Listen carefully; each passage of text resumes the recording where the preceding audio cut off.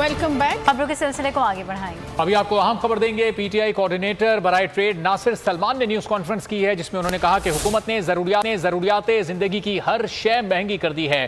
ताजिरों का मुआशी कत्ल 10 अप्रैल से शुरू हुआ। मजीद उन्होंने क्या कहा, जानेंगे बोल न्यूज के नुमाइंदे सुधीर चौधरी से। सुधीर, नासिर सलमान का मजीद क्या कहना था इस प्रेस कॉन्फ्रेंस में? प्रेस क्लब में प्रेस कॉन्फ्रेंस करते हुए उनका कहना था कि ताजरों का मुआशी कत्ल 6 माह से चल रहा है।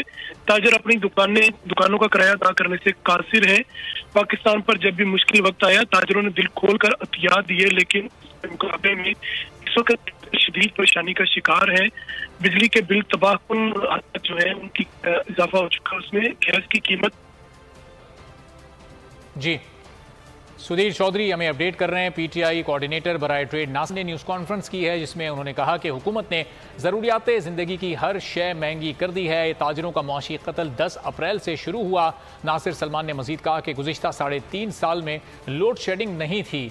IPPs को नवाजने के लिए लोड शेडिंग भी की जा रही है। नासिर सलमान ने यह गुफ्तगू की है। उन्होंने कहा कि मुनज़्ज़म साजिश के तहत पाकिस्तान के ज़र मुबादला को गिराया जा रहा है। बिजली के बिलों में तबाहकुन हद तक इजाफा हो चुका है। पीटीआई कोऑर्डिनेटर बराए ट्रेड नासिर सलमान ने न्यूज़ कॉन्फ्रेंस में इन ख्यालात का इजहार किया है। अब से कुछ देर पहले उन्होंने न्यूज़ कॉन्फ्रेंस की, जिसमें उन्होंने अहम सवालात उठाए। उन्होंने कहा कि हुकूमत ने ज़रूरियात ज़िंदगी की हर शय को महंगा कर दिया। हुकूमत पर तनकीद करते हुए कहा कि ताजरों का मुआशी कत्ल 10 अप्रैल से शुरू हुआ।